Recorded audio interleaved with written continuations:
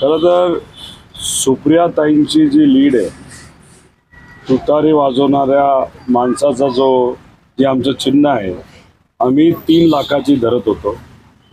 पण मी आता खडकवासल्यामध्ये आहे.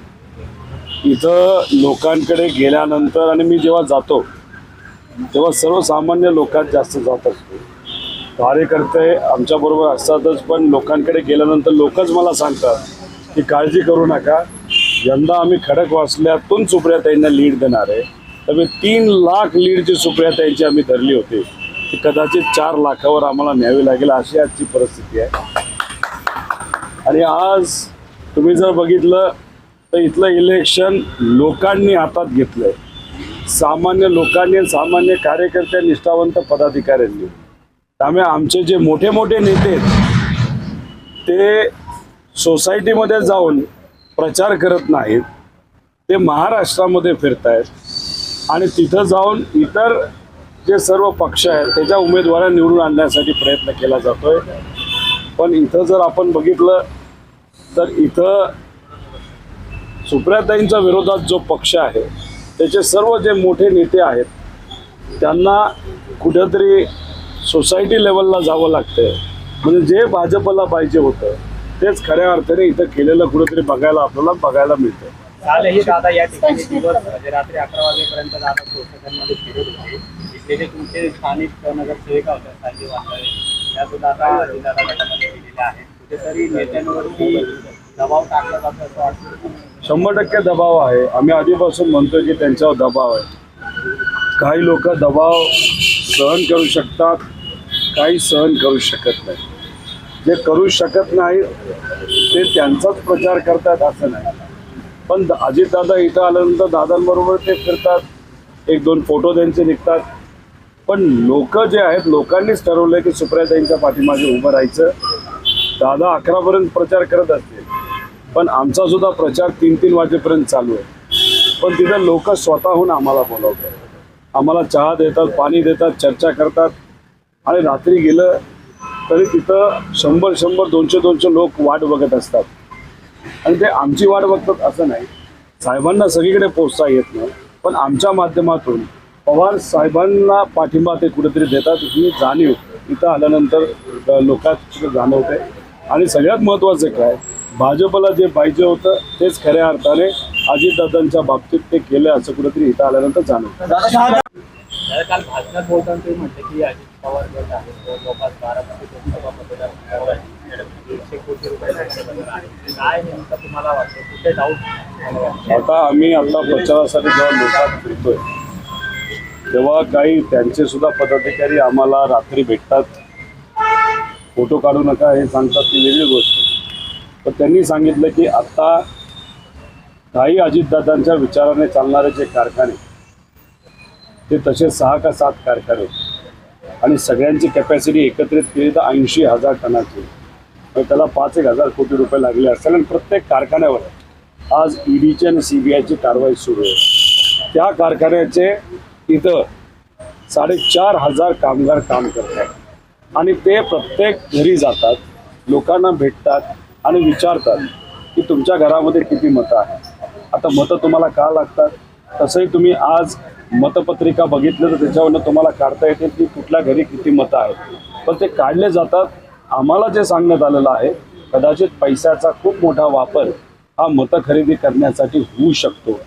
आणि तो आकडा जेव्हा आम्ही ऐकला तेव्हा डोकंच चालणं आमचं बंद झालं. तो आकडा 150 कोटीच्या आसपासचा आहे.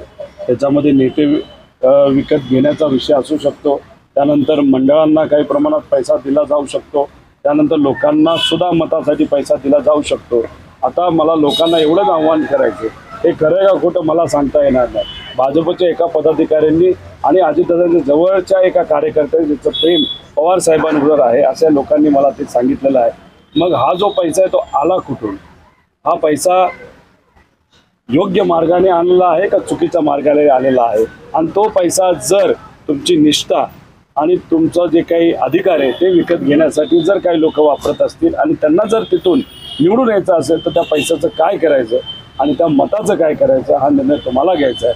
तर 150 कोटी हा आकडा खूप मोठा आहे आणि एवढ्या मोठ्या प्रमाणात अर्थकारण आणि पैसा दबावतंत्र, गुंडाचा वापर, त्याच्याचबरोबर धमक्या ह्या जर करून तिथं जर प्रचारामध्ये व्यत्यय आणलं जात असेल आणि त्याच्यात अजितदादा म्हणतायत की उद्या जाऊन तुम्हाला कुठलाही फंड लागला, फंड कुठलाही सांगितलं नाही, सरकारचा का त्यांच्या मित्रांच्या कंपनीच्या पैशाचा फंड हे त्यांनी सांगितलं नाही. त्यामुळे अशा पद्धतीने ते जर धमकी देत असतील तर हे योग्य नाही. पण तरीसुद्धा महाराष्ट्रातले खास करून बारामती लोकसभा मतदारसंघातील लोक हे स्वाभिमानी आहेत, योग्य असा निर्णय ते घेतील आणि सुप्रिया त्याला जास्तीत जास्त लीडनी निवडून आणतील. पार्थ पवारांना जी सिक्युरिटी त्या डिप्लॉय केली आहे तो याचाच भाग आहे असं वाटतं तुम्हाला? आता मी आधी सुद्धा बोललेलो आहे की ही जी सिक्युरिटी दिली ती फार कमी दर्जाची दिली. त्यांना कुठेतरी प्रधानमंत्री साहेबांना जी द्यायची असते ती द्यायला पाहिजे. पण काही विश्लेषक याच्याबद्दल फार वेगळ्या अर्थाने बोलतात. त्याचं मुख्य कारण असं की मध्ये एक गाडी असते, दोन्ही बाजूला पोलिसांच्या गाड्या असतात आणि अर्थकारण म्हणजे या इलेक्शनमध्ये जो पैसा वापरला जाणार आहे त्या पैशाचं ट्रान्सपोर्ट कदाचित या गाड्यांमधून केलं जाईल का काय असं विश्लेषकांचं मत आहे. आम्ही तर मताला पैसा देत नाही, पण मग अचानक इलेक्शनच्या काळामध्ये धमकी नसताना सुद्धा जर पोलिसांची सिक्युरिटी आणि गाड्या एका राजकीय नेत्याच्या मुलाला जो राजकारणात सुद्धा नाही आहे त्याला जर दिल्या जात असतील तर मग शंका अनेक निघू शकतात. एका बाजूला त्यांच्याच जवळचे लोक म्हणतात पैशाचा वापर केला जातो आणि दुसऱ्या बाजूला लगेचच त्यांना सिक्युरिटी आणि गाड्या दिल्या जातात. मग याच्यातून काय ट्रान्सपोर्ट केलं जाणार आहे हे येत्या काळामध्ये आपल्याला बघायला मिळेल. हा डाऊट तुम्हाला आहे का? खरंच पार्थ पवारांच्या गाडीतून पैसे वाटप केले जाते? नाही, असं लोक म्हणतात, लोक चर्चा करतात. कारण का एक तुम्हाला सांगतो की पिंपरी चिंचवड आणि आपलं जे दंगेकरांचं इलेक्शन होतं त्याच्यामध्ये पोलिसांच्या गाड्या हा पैसे ट्रान्सपोर्ट करण्यासाठी वापरल्या होत्या असं अनेक लोकांनी तिथं सांगितलेलं आहे आणि काही प्रमाणात आम्हाला सुद्धा वाटतंय की नक्कीच त्याचा वापर केला गेला असेल. त्याच्याचबरोबर या दोन्ही इलेक्शनमध्ये पोटनिवडणुकीमध्ये ॲम्ब्युलन्सचा सुद्धा वापर हा भाजपच्या काही नेत्यांनी तिथं पैसे ट्रान्सपोर्ट करण्यासाठी केला होता. त्यामुळे हे जे काय आहे ते फार घाण आहे, फार चुकीचं आहे. त्यामुळे मतं जर विकत घेऊन कोणी सत्य देण्याचा विचार करत असेल त्यांनी याद राखा, नेते त्यांची निष्ठा ही विकली जाऊ शकते पण सामान्य लोकांची कार्यकर्ते निष्ठा ही विकता येत नसते. त्याला कुठलीही किंमत तुम्हाला लावता येणार नाही. दादा प्रत्येक वेळेस तुमच्यावर टीका करतात. बारामतीमध्ये बोलताना म्हटलं की तुम्हाला आमदार करताना अडचणमधून नाही तर कर्जत जामखेडमधून आमदार करायला मी सांगितलं. ताईंवर कमी तुमच्यावर जास्त टीका करतात. कदाचित असेल प्रेम त्यांचं माझ्यावर आणि माझंही त्यांच्यावर आहेच काका म्हणून. पण नेता म्हणून आणि राजकीय भूमिका बदलल्यानंतर ज्या गोष्टी चुकीच्या आहेत त्या चुकीचं बोलणं हे माझा अधिकार आहे आणि कदाचित माझा स्वभाव तसा असल्यामुळे मी बोलतो. राहिला प्रश्न आमदारकीचा, मी 2 वर्ष हे कर्जत जामखेडमध्ये काम करत होतो.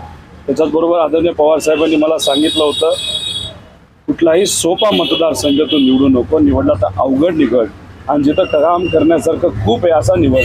तेव्हा मी कर्जत जामखेड निवडला होता. त्यामुळे साहेबांनी मला तिथं प्रेरणा दिली होती अवघड मतदारसंघ निवडायची.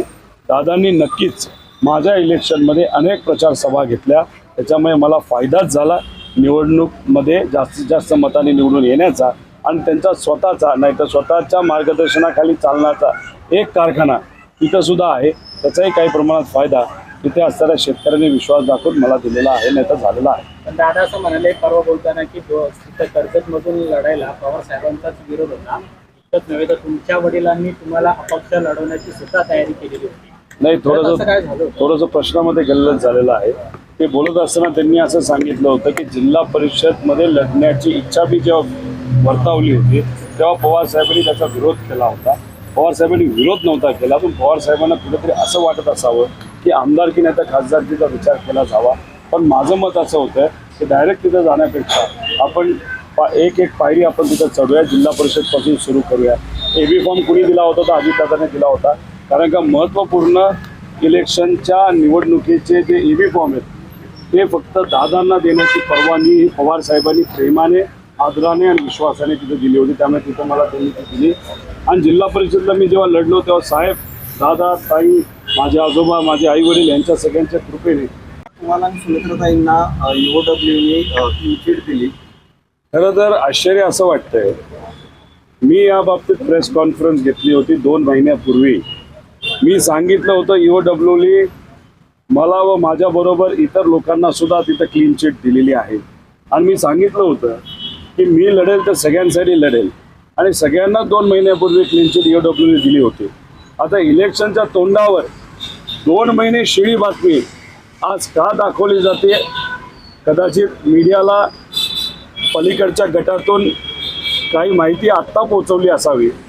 कदाचित लोकांकडनं जो प्रतिसाद काही लोकांना मिळत नाही, मग त्यांचं परसेप्शन नाही तर त्यांची जी प्रतिमा आहे कुठेतरी स्वच्छ व्हावी म्हणून अचानक या बातम्या इथं येतात का काय असं आपल्याला बघावं लागेल. पण 2 महिन्यापूर्वीच EOWनी ही जी काय क्लीन चिट दिली होती आणि आश्चर्य असं की ही क्लीन चिट 2 महिन्यापूर्वी दिली आणि ज्या दिवशी दिली त्याच्या दुसऱ्या दिवशी माझ्यावर कारवाई झालेली आहे आणि ती फक्त माझ्यावर झालेली आहे, अजितदादांवर झाली नाही, सुमित्रा वहिनींवर झाली नाही. त्यांचं नाव आधी येत होतं पण नंतर काय झालं मला माहीत नाही. भाजपबरोबर ते गेल्यानंतर कारवाई फक्त माझीच चालू आहे एवढंच या ठिकाणी मी सांगतो. नागपूरमध्ये काल सुमित्रा वहिनी बोलताना असं म्हणाले की ही लढाई नरेंद्र मोदी विरुद्ध राहुल गांधी यांची आहे. थेट आता उमेदवारच असं म्हणू लागलेले आहेत आणि त्यामुळे पवार कुटुंबात सुद्धा मोदींच्याच नावाने मतमागणी झाली आहे.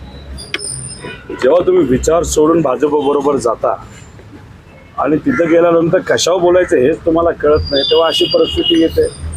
आता ही लढाई भाजप विरुद्ध सामान्य लोक आहे, महागाई विरुद्ध सामान्य लोक आहे, बेरोजगारी विरुद्ध युवा आहे, आज महिलांवरचे जे अत्याचार होत आहेत त्याच्या विरुद्ध सामान्य लोक आहेत, भ्रष्टाचार विरुद्ध निष्ठा आहे, गद्दारी विरुद्ध निष्ठा आहे.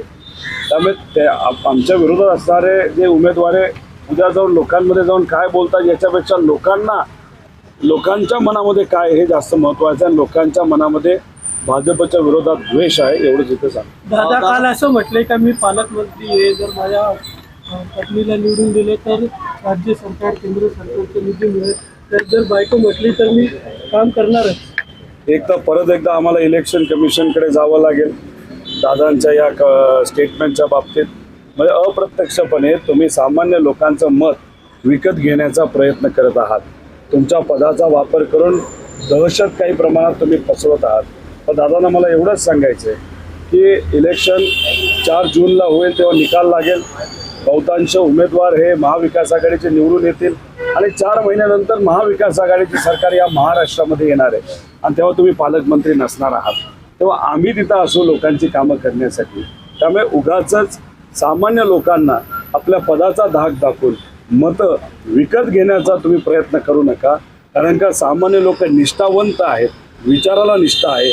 ज्या लोकांना तुम्ही खरेदी करू शकत होता ते सर्व नेते तुमच्याबरोबर आहेत. आता जे राहिलेत ते लढणारे आणि निष्ठावंत सामान्य लोक राहिलेले आहेत. दादा तुमचा आणि पार्थ पवारचा एक व्हिडिओ व्हायरल होतो त्याच्या माध्यमातून अमोल मेटकरींनी अशी टीका केली की तुम्ही पार्थ पवारांवर विचार करून टीका करा कारण त्यांचाच साथ धरून तुम्हाला पुढे जायचं आहे. भविष्यात तुम्हाला त्यांचा साथ धरून पुढे जायचं आहे असं कोण म्हणलं? अमोल मेटकरींना याच्यामध्ये सुद्धा जर चेष्टा दिसत असेल, राजकारण दिसत असेल, मग कदाचित त्यांचा जो मेंदू आहे तो डोक्यात नसावा, तो दुसरीकडे कुठेतरी असावा. ते थोडंसं बघावं लागेल आणि किती मेंदू आहेत हे पण शोधावं लागेल. त्यामुळे त्या बाबतीत मी बोलणार नाही. असं पण म्हणता येईल की पिंपरी चिंचवडमध्ये मी जेव्हा सकाळी होतो तेव्हा मी पार्थची बाजू घेतली. त्यांच्या पार्टीच्या विरोधात जाऊन मी पार्थची बाजू घेतली आणि बाजू घेतल्यानंतर पार्थ इतका खुश झाला, त्याने तिथं मला हात दिला. आता ह्याच्यामध्ये प्रेमाचं नातं सुद्धा असू शकतं, काही असू शकतं. त्यामुळे ज्या लोकांना विचार करण्याचा मेंदूच नाही, कारण का ज्या लोकांनी पुरोगामी विचार आत्तापर्यंत बोलला आणि अचानक आता प्रतिगामी विचार बोलायला लागले त्या लोकांबद्दल बोलून का वेळ घालवायचा. सदाभाऊ म्हणतात की राज्यात आता देवेंद्र फडणवीस असा एक बापूरला एकच बापूरला आता कोण? सदाभाऊ खोत काय करतात त्यांनी स्वतः सांगितलेलं आहे. ते शेतकऱ्याचं जेव्हा आंदोलन करायचे तेव्हा त्यांनी स्वतः सांगायचे आम्ही नाटक करायचो, आम्ही दुधामध्ये पाणी टाकायचो आणि आंदोलन करायचो, म्हणजे खोटं बोलत होते. आता इथं देवेंद्र फडणवीस एकच बाप उरला आहे. त्याचा अर्थ कुठेतरी मला असं वाटतं की ते म्हणतायत की आता शेवटचा काळ हा देवेंद्र फडणवीस साहेबांचा आलेला आहे. तिथं असणाऱ्या मतदारांच्या आशीर्वादाने मी तिथं निवडून आलेलो आहे. त्यामुळे अपक्ष तर मी निवडणूक लढणारच नव्हतो.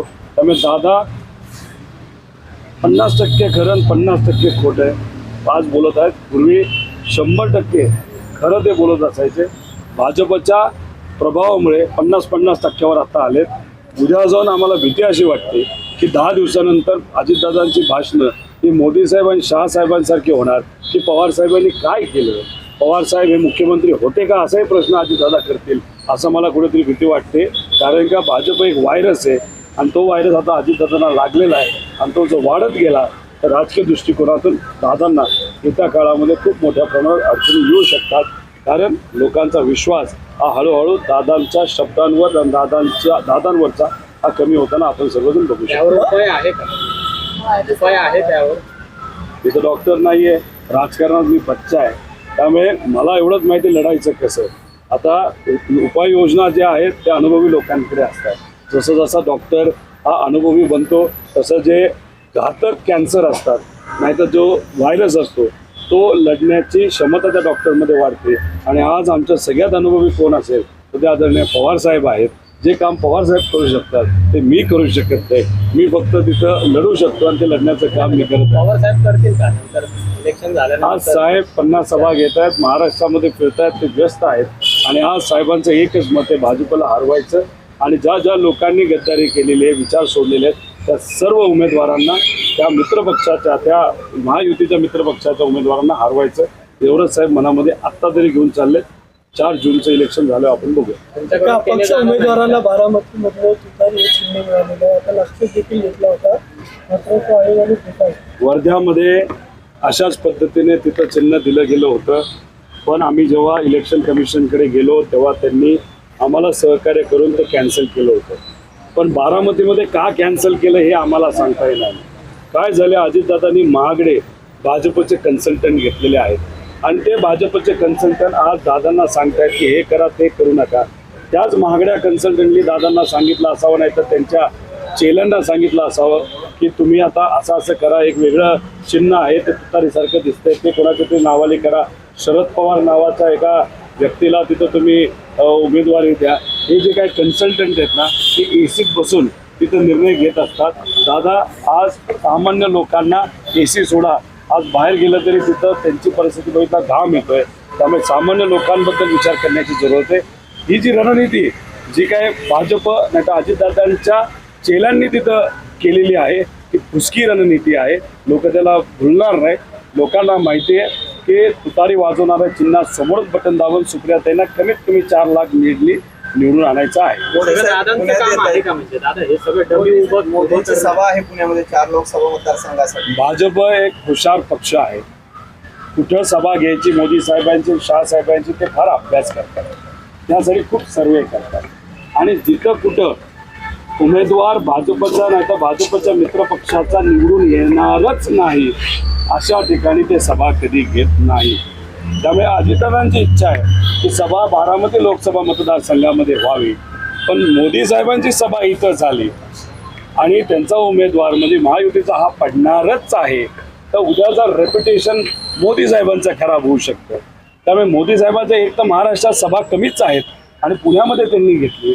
मुख्य कारण असं, दंगेकर साहेब आज भाजपच्या उमेदवारापेक्षा काही थोडक्या मार्जिनली तिथं पुढे आहेत, पण ते पुढेच जात आहेत. त्यांना असं वाटतं की ते मार्जिन कमी करून पुढे भाजपचा उमेदवार चुकून जर निवडून आला तर निवडून येऊ शकतो म्हणून पुण्यात घेतली आहे. पण इथली सभा कॅन्सल होण्याचं कारण की मोदी साहेबांची सभा झाली तरी भाजपच्या मित्रपक्षाचा उमेदवार निवडून आला नाही, ही चर्चा विधानसभेला अडचणीची ठरू शकते. शेवटचा प्रश्न, आज मनसेच्या नेत्यांनी अजितदादांची बैठक घेतलेली आहे सकाळी. त्यामध्ये राज ठाकरेंची सुद्धा सभा आयोजित करण्याचा प्लॅन आहे. तो मनसेच्या नेत्यांचा सुरू आहे असं त्यांनी म्हटलेलं आहे. बारामती लोकसभा मतदारसंघ किती फरक पडेल आता तुम्ही बोलत असताना तुम्ही सांगितलं की मनसेच्या पदाधिकाऱ्यांनी अजितदादांची बैठक घेतली. मला जे काय माहिती आहे, पूर्वीचे दादा बैठक घ्यायचे आणि तिथे लोक येत असायचे. ठीक आहे, मनसेची स्टाईल आहे. आता भाजपला त्यांनी पाठिंबा दिला आहे, त्यांचं जरा वातावरण आहे.